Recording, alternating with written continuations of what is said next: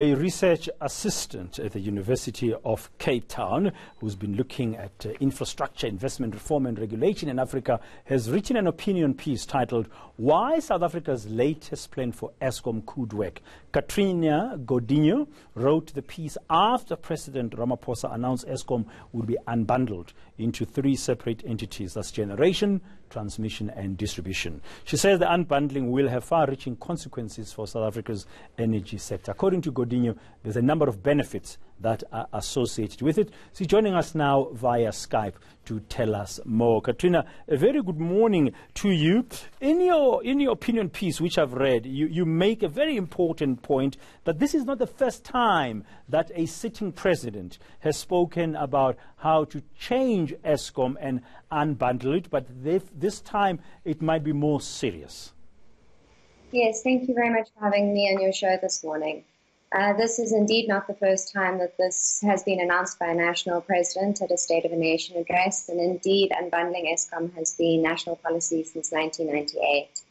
I think this is an indicator that this is something that has been required, and many of the challenges that we're currently facing have been at least partly understood since the late 90s, and it really is time to take action.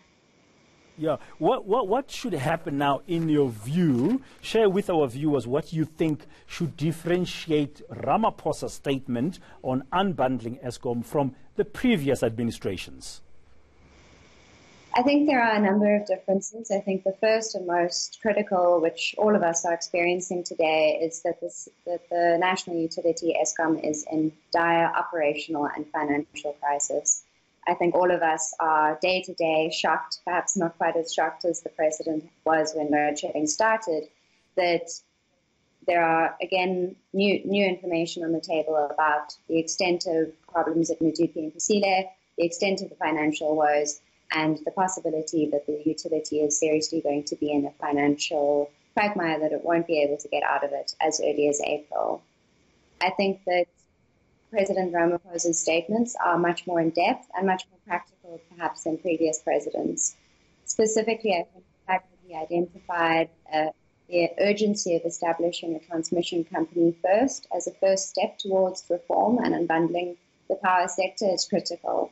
This will allow us to contract new power at least cost at a faster pace, and as soon as this step is taken, we will be on the road to addressing longer-term policy changes that need to be happening in the sector. Yeah, in your opinion piece, you make a point that South Africa is lagging far behind by international standards in the way we've seen Eskom being such a huge monopoly, and that, of course, this is inefficient. What would the benefits be for unbundling Eskom? I think there are multiple benefits. I think that one of the ones that is Oh, unfortunately, the line there has gone. Katrina, are you back with us? We just sort of had a bit of a dip there. We lost you for a while. And just before you went off, I was asking you what would the benefits be for unbundling Eskom? And you were saying there are a number of benefits, which are? Well, I think that of chief importance today is around contracting least cost power. As we've seen, Eskom has not been able to ensure security of supply, and its build program, we are hearing day by day, has a number of really deep problems that undermine even the ability of the new power plants, Medupi and Kusile, to provide the power that it was meant to. In contrast to this, we have seen that the procurement of power from the private sector, which does remain contentious, is able to deliver on pace and at a lower cost than what we're looking at Eskom. I think that taking structural steps currently will be able to fast-track that contracting of least cost power, specifically because it will remove the conflict of interest between the transmission system and the generation system. At the moment, Eskom is definitely in a position where it will want to give priority to its own generation, and if that own generation is expensive, is inefficient and is failing, we can see what the problems are with load shedding. Yeah, finally, you say for this to be successful, whatever the measures that President Ramaphosa we're expecting to announce today and the unbundling of Eskom, in relation to the unbundling of Eskom, that among many things there has to be meaningful consultation and dialogue with all stakeholders. What else must he make sure he does to ensure success of the Eskom unbundling plans?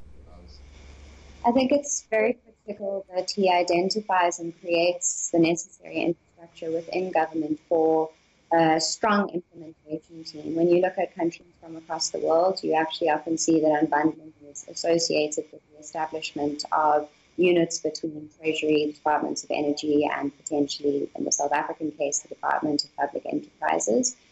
These processes do take time, and we don't have a lot of time. So it's important that we have a team that is accountable to the people, accountable to the executive, that will ensure that implementation goes through as smoothly as possible, and who makes sure that those who are most vulnerable are protected and all stakeholders are appropriately represented in those policy-making decision processes.